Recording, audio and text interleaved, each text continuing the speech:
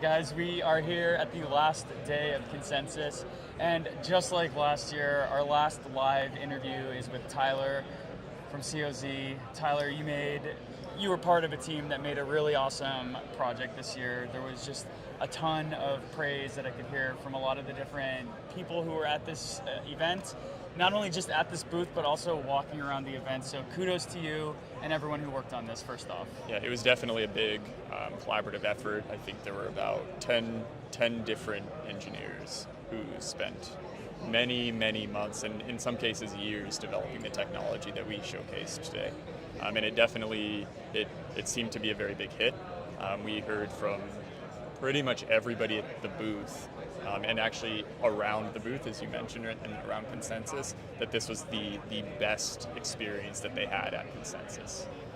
Absolutely. So I think the Neo community is probably dying to see what this activation looked like. So we're recording this video so you could have a little bit of a sense of what it was like for the attendees here at Consensus to participate in this amazing OneBand NFT ring activation event. So let's walk our folks through what the process was like. So do you have a paper wallet? Actually, I do not have a paper wallet on me. So let's grab one really quick. Perfect. Oh, I have a paper wallet for Tyler. So this is the paper wallet that people received after waiting 30 minutes to an hour in line to get one. It's similar if you're familiar with last year's activation. It's a similar workflow.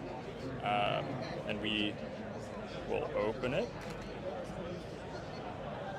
And inside we have a QR code which links to an app. And I'm going to pull out my phone.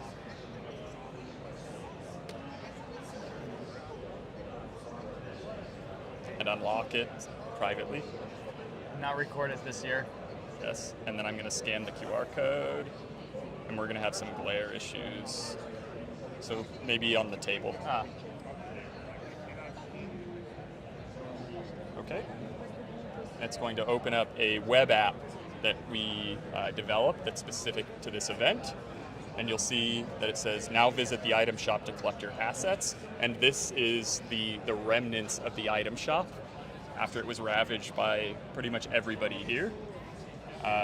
You receive an address and a request to connect your wallet to the item shop. I also just want to do caveat that one of the things we would go out of our way to notice or highlight is that this is indeed the private key for the wallet. So if the individual lost this, then they might lose access to their wallet. Right, and we've conveniently designed it to fit inside of the ring box as well. So you'll notice at the item shop, say touch to begin, so we touch, and then users are presented with a Wallet Connect QR code to scan to get their NFTs. And that's a Wallet Connect code. So I'm going to scan that code. My scanner, which has been having issues. So we're going to change the camera. There we go. And you'll see that I'm receiving a request from the item shop to assert my ownership of that key, and the item shop will securely receive the address of my wallet.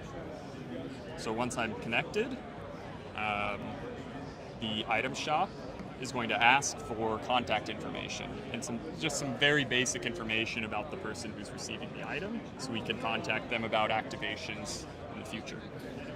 Was this a lesson that you learned from last year's activation in making sure that we could retain the users who participated at the demo? Absolutely.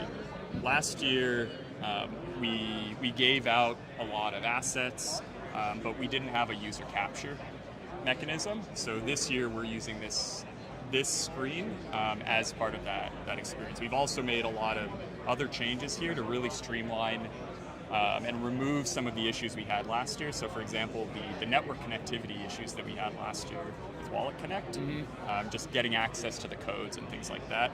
This is very minimal bandwidth use, which helps a lot with this experience. So that's how we were able to onboard so many people into the ecosystem. For sure. One of the things I noticed this year is we really weren't as dependent on the internet being up 100% of the time and running super fluidly. The bandwidth could kind of consume itself as much as it needed to, but we weren't hamstrung by that. Right. And then for role, so we ask for people to select their role, and for me, I'm going to select OG Ant. In addition, there are some options for like crypto investor, developer, business development lead, things like that. And then it's cool if Neo emails me later, and then I'm going to claim my assets. And what this is going to do now is it's going to mint some, or issue some gas. It's also going to mint a Texas Horned Lizard NFT, which was developed by a Ubisoft character designer. It's a generative NFT as part of the experience, and then you're also going to receive your item NFT. And the item NFT is very unique in that it also supports a physical asset. So it supports something that we're calling an NFI, or a non-fungible item. Okay, and you'll notice it looks like I received a black ring in addition to my Lizard NFT. And it's important to note here that we actually have 5 different colors of rings that we're giving out, and they all have different rarities. So the black and white rings are approximately 40% probability each to receive, and the other colors, the green, red, and blue, are approximately 6% each. So 6% of attendees got green rings, blue rings, and red rings. Okay, and then you'll notice on the app, it's requesting me to scan my ring. So I'm going to take my ring and I'm going to place it on the scanner. And what the ring is doing is it's receiving a challenge from the app. The ring is signing that challenge and it's asserting its authenticity. These rings cannot be copied. They cannot be cloned. They can't be spoofed. They are, for all intents and purposes, completely secure. Okay, and what this is doing is it's invoking a smart contract on the N3 network, and it's binding this ring's unique digital signature to the NFT. And because my paper wallet owns that NFT, I can assert that I also own this physical ring. That's a very unique technology that we're building on the N3 platform. Okay, and you'll notice now it says binding complete. And you'll see on the screen we're being asked to move through the booth to all of the different partner pods and projects to speak with them and learn more about what they're working on, and also to scan the ring. So we have 9 different projects being represented here, 9 different scan stations, and every time you scan the ring, your commemorative Texas Horned Lizard NFT will update with new properties and new attributes. And there are about 260,000 different combinations that we have available here. There's also a GameFi component in the app. And I'll refresh here for us to see that. So you'll see there's a continue, and we'll get the Lizard NFT, so you can see it was the one that was on the screen. And you can see that there's a checklist of waypoints for all of the projects that were available here today or had representation.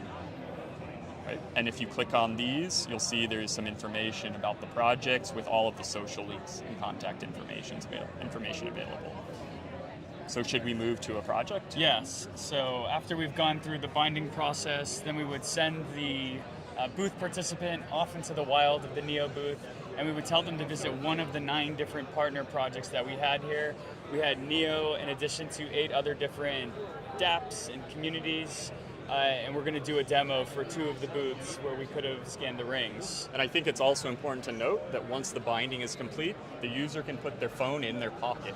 You don't need to carry your phone around with you to scan. You don't actually need to manage your private key unless you want to see the update in the app. And we'll show everybody that in this video, but I think it's important to note that all you need is the ring now to experience the event and update your NFT. Okay? So since I'm with COZ, we're going to demo the COZ booth, and then we'll also show you probably the Axe Labs booth as well, who worked on this product with us. Okay, so I'm going to reset this just to make sure, and it says scan your OneBand. So I have the ring, and I'm going to place it on the scanner.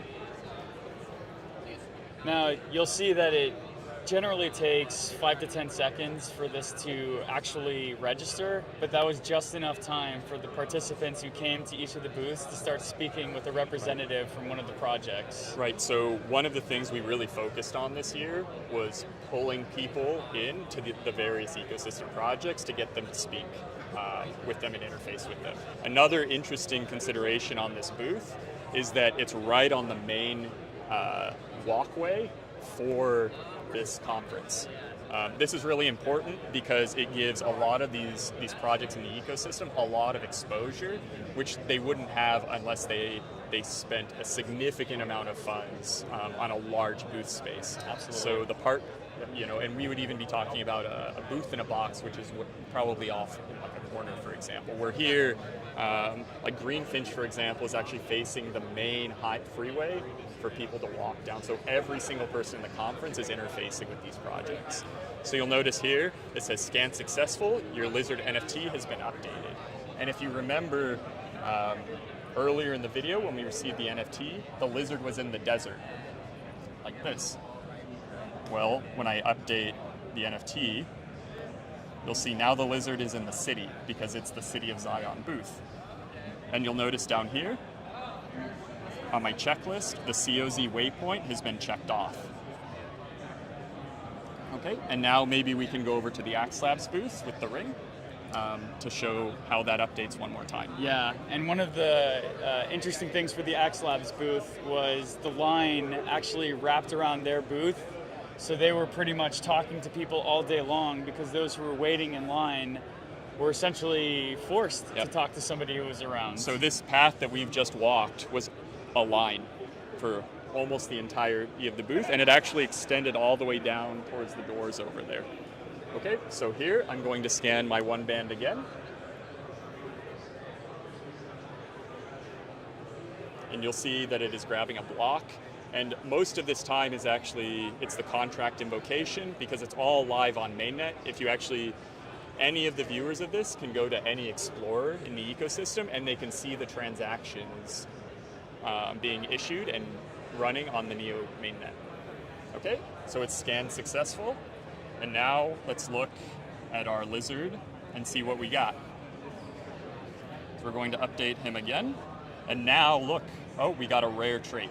So it's important to note also that these attributes also have unique rarities associated with them, and this is the rarest one for Axe Labs, and they're in a garden. So you see the tree with the cat, which is the Niao 3J logo, and you see the bushes. So now our LIZARD is in a park in the city. And you'll notice also that there's a check mark on Axe Labs. So this was really important as well because it allowed people to know which boosts they were missing. And I want to say, we haven't run the statistics yet because the activation is still running, but probably 80% of the people that did this activation spoke to every single booth because at the end of the activation, we were giving away t-shirts and some really amazing hats like the one that Dylan's wearing. So something that I also thought was interesting is that after the activation, there's going to be a LIZARD loot game.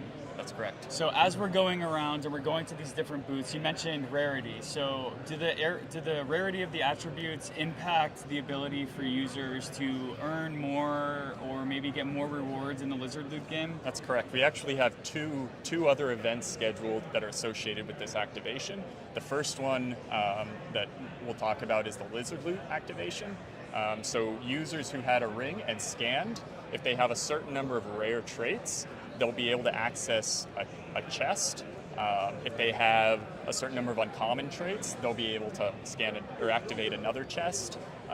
If they have a certain number of scans in general, they'll be able to activate another chest. So you're potentially, if you have some rare traits, being able to issue 3 more contract invocations to get access to even more content in the new ecosystem. So that's a way to continue the engagement with the people that we've onboarded.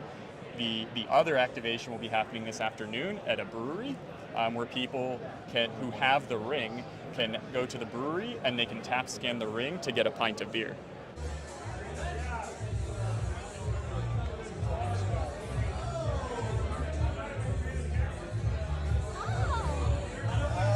There you go. My precious. So major kudos to you and the rest of the team for putting this together. And I know this is always an unfair question to ask, especially after you just finished a successful event, but what might be the future for this type of technology in the Neo ecosystem or maybe something else that's on COZ's or Axe Labs' radar? So there are a lot of things that are really interesting about this technology. I think the GameFi kind of experience, interactive experience that we can bring to products and activations like this is really engaging. There's also to me, a really interesting concept associated with valuable assets. So there's a provenance value proposition. There's also a lost and found value proposition, right? Where if somebody loses this item, if somebody finds it and wants to return it, they can securely contact the owner, and they're effectively unstealable either because there's no resale market. Because anybody who receives it can scan it and verify that the person who tries to sell it to them is actually the owner. To me, that's a very interesting value proposition. There's also a very big, as I mentioned, game opportunity there. And when I say games, I don't mean necessarily just a mobile game. I'm talking about alternate reality gaming, where you actually have physical items that interface with your games, either digital games or real life games, right? What we're really doing here, and I think it's important to think of it this way, is binding the physical world to the digital world. We're building a software interface for physical items. So you don't need a phone, for example, to interface with the world. Yeah, very cool. I can't highlight enough how much traffic that the OneBand activation drove to the Neo booth, and I can say with almost 100% certainty, we would not have been as popular as we would have been without this event or this activation to drive people into the Neo booth at this event. Yeah, that was really the goal of this, was to bring in the ecosystem and all of the projects and show that as a community, we really want to support them. And to me, it's been very successful at doing that. All of these projects had a lot of success in business development and marketing at this event. Absolutely. And I think another success we saw from this year versus last year is I think you got a little bit more sleep. I did get a little bit more sleep and in a bed, which was very helpful, especially for this demo. Yes. So this is the last day of the event. We've probably talked cumulatively between the 25 people in this booth for over 200 hours amongst ourselves. So thank you so much for using what's left of your voice to give us a walkthrough of this event, of the activation for this event. It was really cool to be able to see the work that you and the others have been putting in over the past quarter of the year or longer come to life, and I couldn't have been more proud. Yeah, thank you for working the booth too. Cheers. Cheers.